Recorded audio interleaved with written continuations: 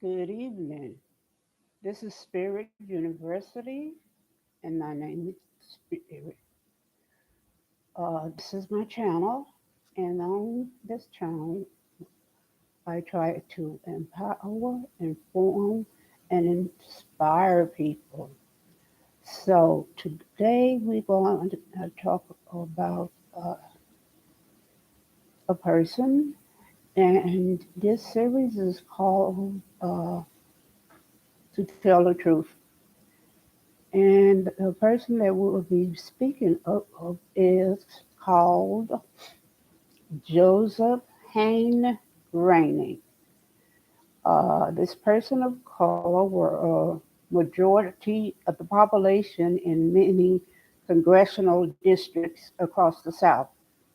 In 1870, Joseph Rainey of South Carolina was elected to the U.S. House of Representatives, becoming the first directly elected person of color member of Congress to be seated. How about that? That's amazing. The first person of color. Okay. Uh, let's see here. I'm going to see if I can show you a picture of him. Uh, let's see. Try to. Okay. This is Congressman Rainey.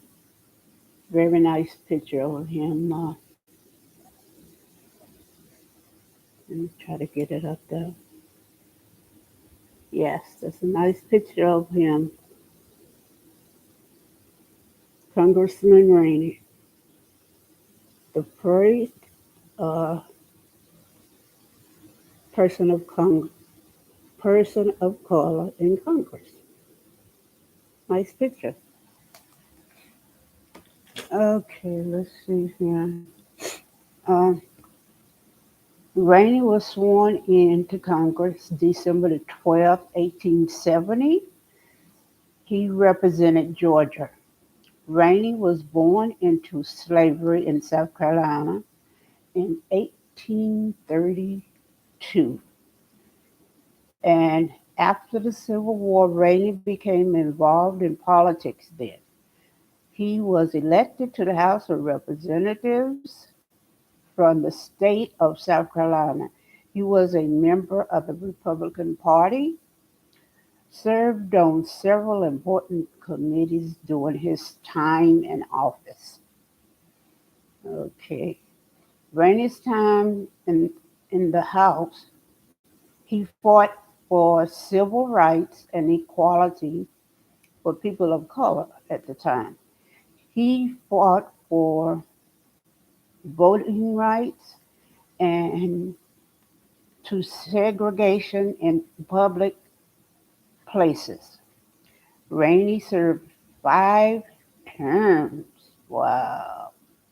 And left office in 1879. Born June 21st, 1832, Georgetown, South Carolina, and died August 1887. Okay.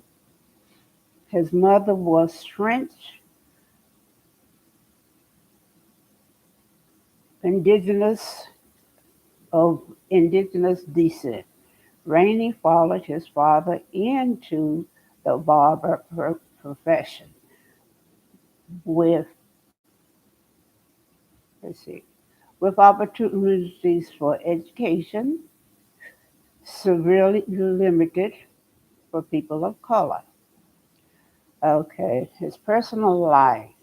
Susan, uh, her name was Susan, and she was a free woman of color from West Indies. He had 3 children. 1861, Rainey was conscripted into the Army, American Civil War by the Confederate. Okay. His work then was a cook and labor on a blockade runner ship. 1862, he escaped to Imperial Fortress Colony, Bermuda, with his family. Okay. All right. 1866, after the war, Rainey and his family returned to South Carolina, Charleston. In 1870, 43 of the city, let's see,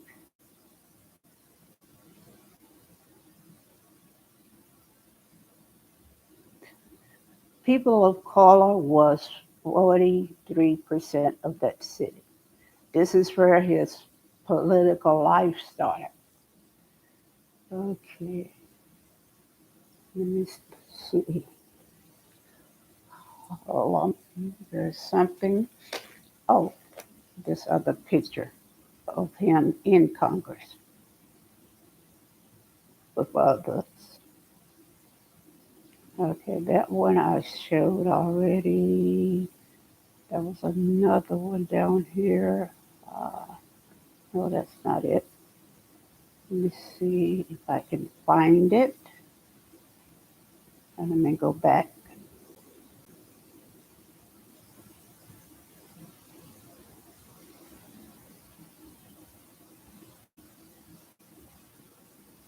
Hmm, there's another picture of him. Oh, here's some more pictures of him, of Rainey.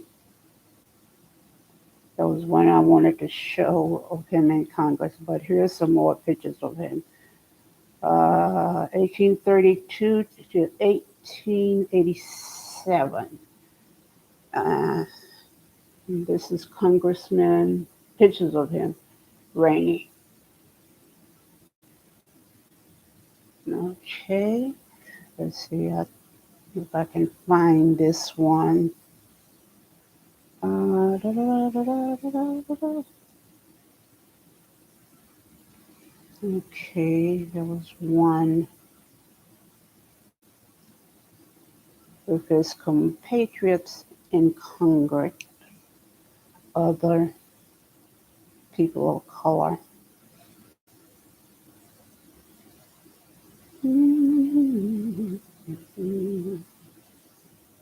Let's see. Uh,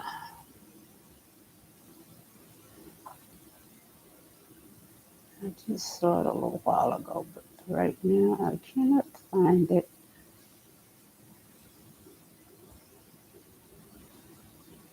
Hmm.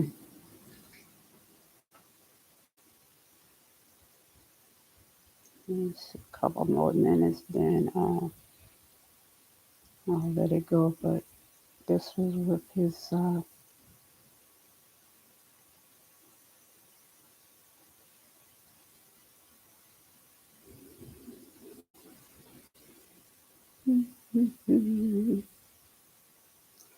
Oh, come on. Now, United States. Those pictures. Okay, let's see. Maybe it's in here somewhere. No, I don't see it. With his, there was more black congressmen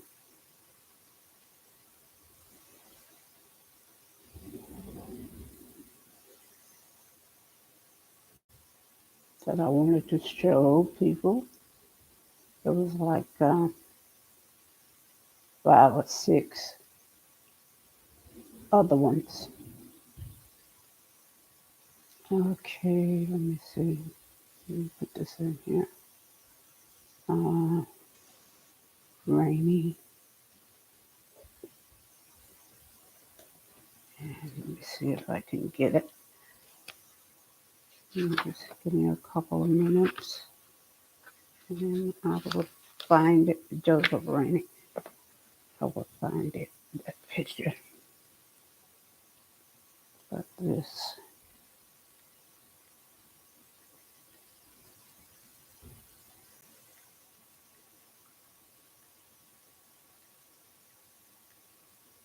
It was a Rainey.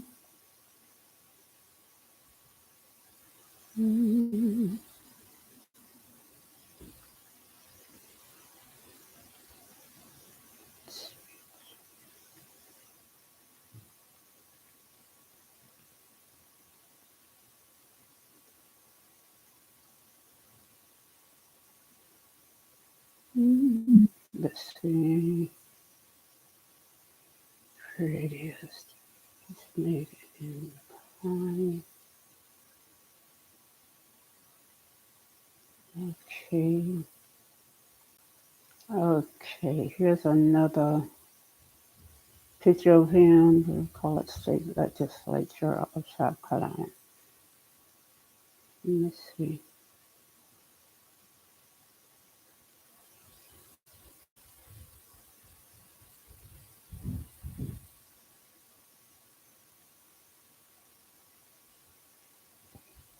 Okay.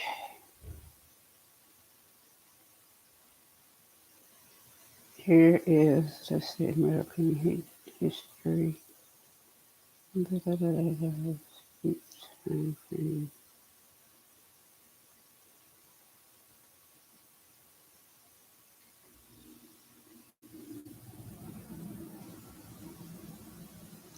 All right. This is a picture of him uh, in the South Carolina legislature, and it's a speech about, let's see, what was it in New York?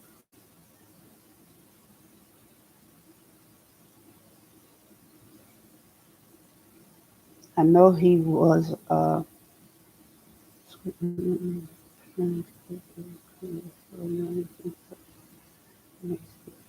for Congress. Oh, okay. It is a speech in given on the floor of Congress in 1871. Rainey challenges a New York Democratic representative who made disparaging remarks about the people of color members of the South Carolina state legislature. That speech appears below. First, I'm going to show you a picture of him, and then I will read some of his speech. This is another picture of Congressman Rainey. Okay, and I will read part of the speech, but not all of it. Let's see. Let me see. The remarks made by gentlemen from New York in relation to the people of color of South Carolina escaped my hearing as I was in the rear of the hall when they were made, and I did not know that any utterance of that kind had emanated from him. I have always entertained a high regard for the gentleman from New York because I believed him to be a useful member of the House. He is a gentleman of talent and of fine education, and I have thought herefore that he would certainly be charitable toward a race of people who have never enjoyed the same advantages that he has. If the people of color of South Carolina had been accorded the same advantages, if they had had the same wealth and surroundings which the gentleman from New York has had, they would have shown to this nation that their people of color was no obstacle to their holding positions of trust, political or otherwise. Not having had these advantages, we cannot at the present time compete with the favored race of this country. But perhaps our lives are spared, and if the gentleman from New York and other gentlemen on that side of the house will only accord to us right and justice, we shall show to them that we can be useful, intelligent citizens of this country. But if they will continue to proscribe us, if they will continue to cultivate prejudice against us, if they will continue to decry the people of color and crush them underfoot, then you cannot expect the people of color to rise while the Democrats are trampling upon him and his rights. We ask you, sir, to do by the people of color as you ought to do by him in justice. If the Democrats are such staunch friends of the people of color, why is it that when propositions are offered here and elsewhere, looking to the elevation of the people of color and the extension of right and justice to them, do the Democrats array themselves in unbroken phalanx and vote against each such measure? You,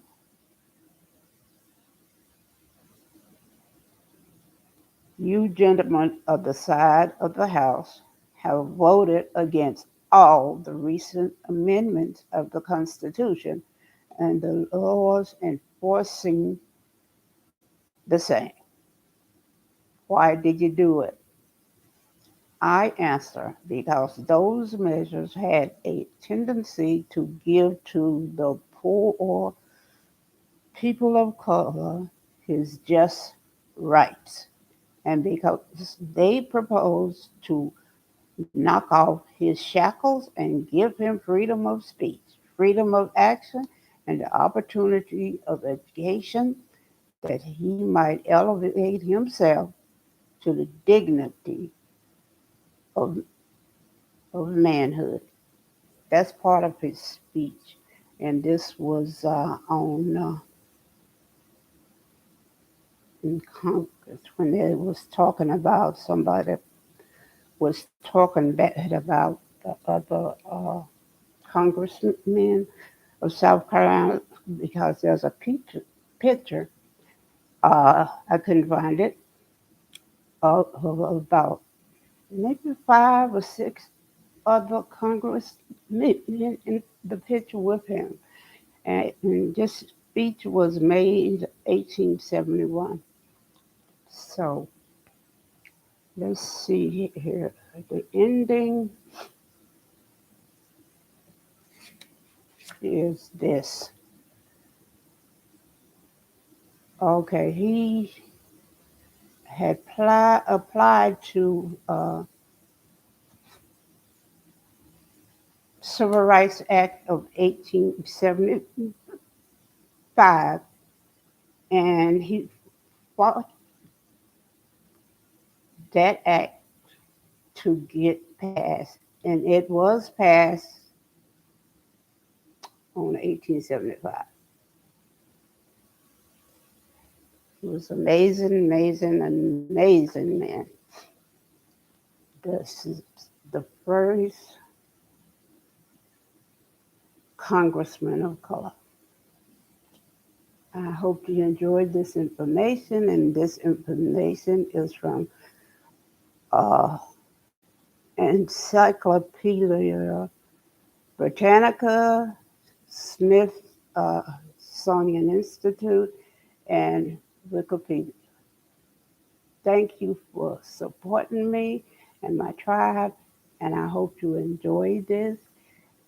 Every One else, please watch this to the end, please, and like and subscribe.